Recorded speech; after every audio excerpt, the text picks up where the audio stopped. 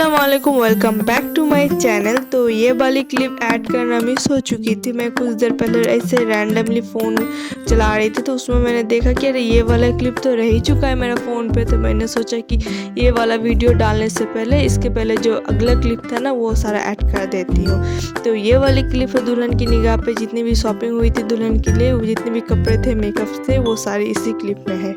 सबसे पहले तो यहाँ पे बनारसी साड़ी है। हमारे यहाँ पे बंगाली पे ना साड़ी दिया जाता है निगाह पे। तो ये बनारसी साड़ी है स्काई एंड पिंक कलर पे, जो कि देखने पे बहुत ज़्यादा ब्यूटीफुल था।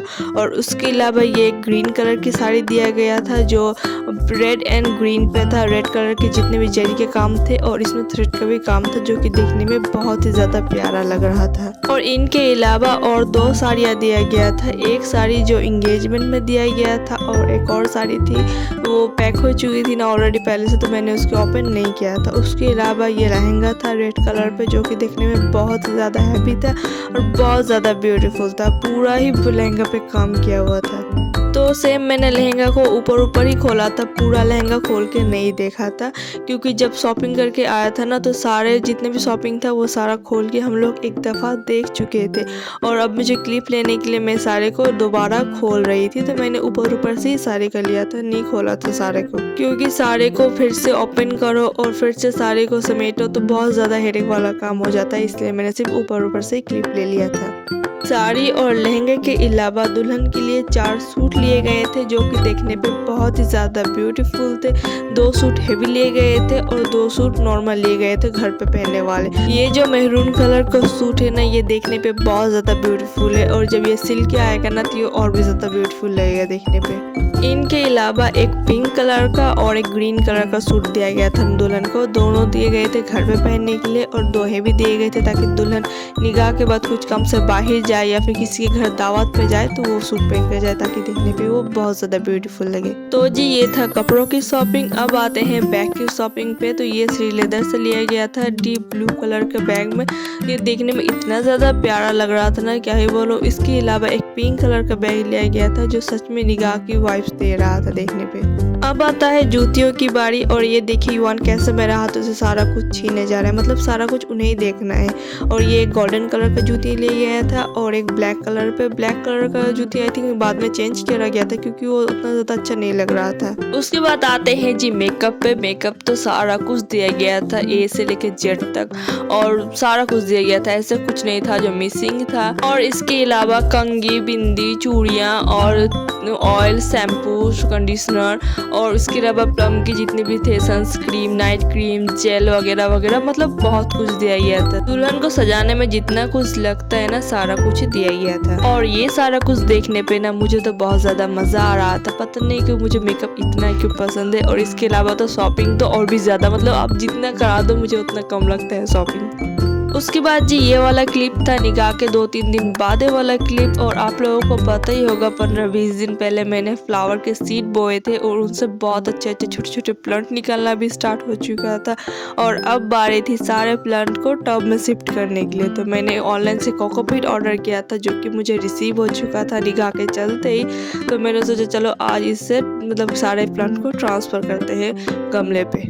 अगर मैं अपने लैंग्वेज में कहूँ तो कोकोपीट का मतलब नारियल का छोबड़ा होता है। अगर आप कोई भी प्लांट लगाओ या फिर कोई भी सब्जी उगाओ जिससे आप चाहते हो कि बहुत अच्छी सब्जी ग्रो करे, उसके लिए आप 50% कोकोपीट और 50% मिट्टी को दोनों को मिक्स करके अगर उसमें कोई प्लांट उगाते हो ना तो बहुत अच्छा प्लांट का ग्रो होता है। क्योंकि कोकोपीट और मिट्टी को जब आप मिक्स करके कोई प्लांट लगाते हो ना तो एक तो प्लांट में एयर सर्कुलेशन बहुत ज़्यादा अच्छा रहता है, और ऊपर से ज़्यादा पानी देने की ज़रूरत नहीं पड़ती। जैसे अभी ठंडी के मौसम आ रही है ना, तो आप एक बार पानी दो तो वो आराम से आपका 4-5 दिन चल जाएगा। तो जी मैं यहाँ पे कोकोपीट की ब्लॉक को भिगो रही थी, और जैसे जैसे मैं इसमें पानी डाल रही थी ना वैसे वैसे ये फूल भी रहा था और खोलते भी जा रहा था। ये टोटल 1 बकेट भर के कोकोपीट को फूल के हो गया था। और उसके बाद मैंने इसे हाथों से जितना भी एक्सेस पानी था वो सारा पानी को निचोड़ा था, और उसे धूप में मैंने 2 दिन तक ड्राई होने दिया था। जब ये अच्छी तरह से ड्राई हो गया था ना, ये उसके 2 दिन बाद वाली क्लिप है। और यहाँ पे मैंने कोकोपीट ड्राई करके जितना रखा था वो सारा बाल्टी से निकाल रही थी, और यहाँ पे मैंने मिट्टी भी ला लिया था था। मतलब 50% कोकोपीट और 50% मिट्टी को अच्छी तरह से यहाँ पे मिक्स करेंगे। उसके बाद ही मैं अपना प्लांट इसमें ग्रो करना स्टार्ट करूँगी। और कुछ प्लांट मैंने मार्केट से भी मंगवाए थे। तो सबसे पहले मैंने सोचा ये मार्केट वाला प्लांट जो है ये सारा पहले लगा देती हूँ, उसके बाद जो मेरा प्लांट ग्रो किया है वो सारा लगाऊंगी अलग से।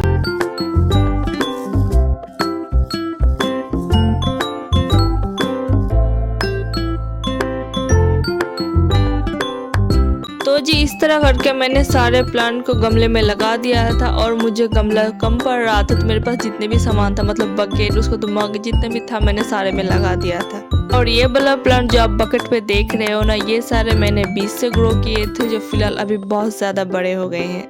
और ये सारे प्लांट्स वाले काम करते करते ना शाम हो चुकी थी। उसके बाद मैंने फ्रेश हुआ, कपड़े बदले, क्योंकि कपड़े में भी बहुत ज़्यादा मिट्टी लग चुकी थी। उसके बाद मैं आ गई थी किचन में डिनर बनाने के लिए। तो आज डिनर में बनेगा बिरयानी। उसके लिए यहाँ पे मैंने चला दिया था ब्रेस्ता फ्राई करने के लिए, और दूसरी तरफ यहाँ पे मैं चावल को धो रही थी।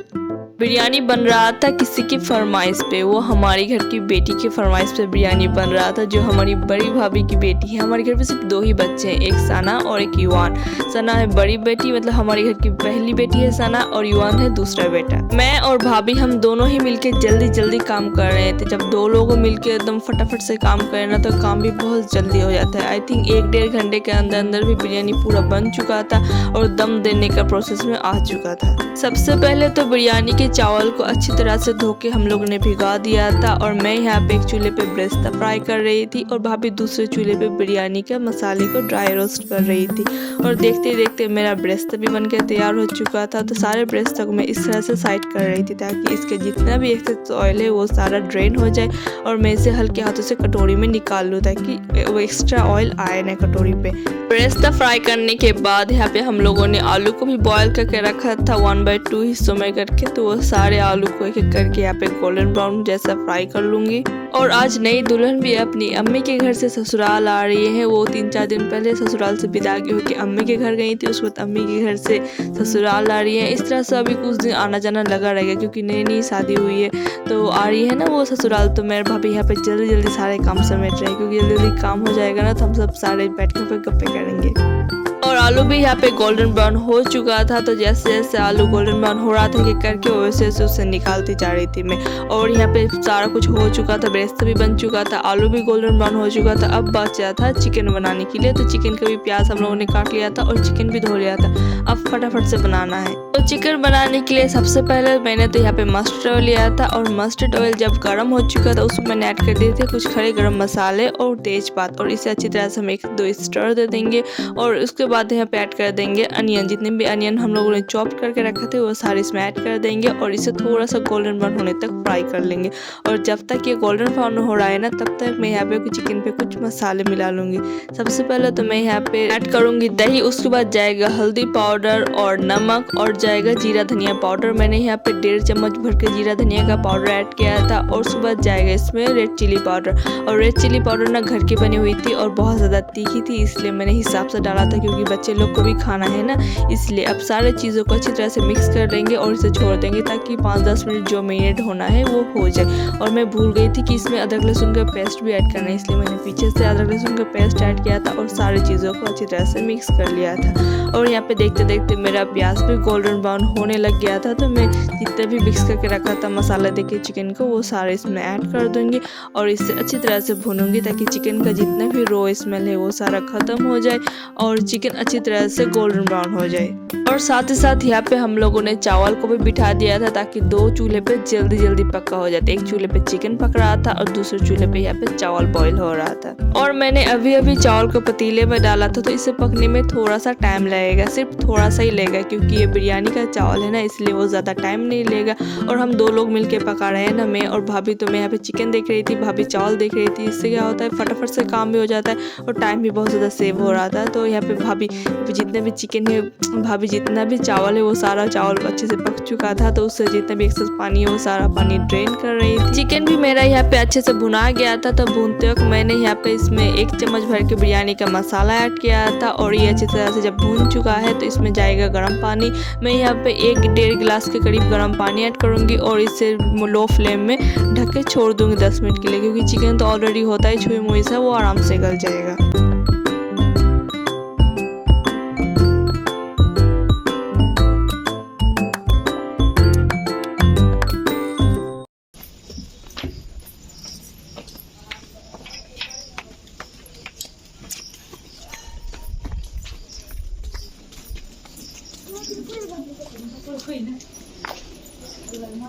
ভজিয়া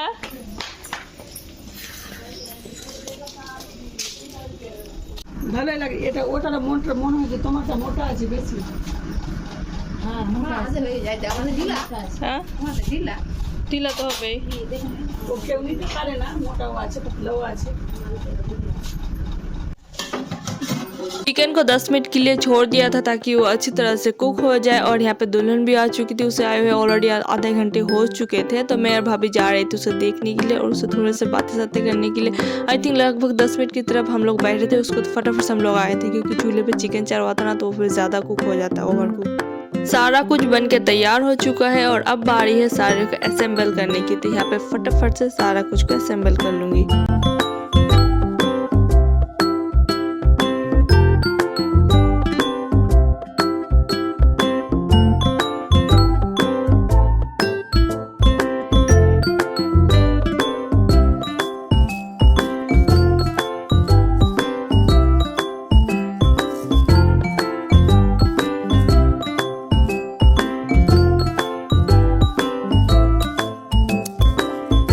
आप जो ये येलो कलर का मिक्सचर देख रहे हो ना, ये एक्चुअली पे दूध, फूड कलर, केवड़ा जल, रोज वाटर और अतर का मिक्सचर है। तो जी फटाफट से हम लोगों ने सारे कुछ को असेंबल किया और इसे दम पे बिठा दिया था। और ये रहा इसका फाइनल लुक। बिरयानी बहुत मज़े की बनी थी और चावल थोड़ा सा ओवर कुक हो चुका था इस टाइम पे, पर कोई नहीं, खाना तो हमें घर वालों को ही है ना।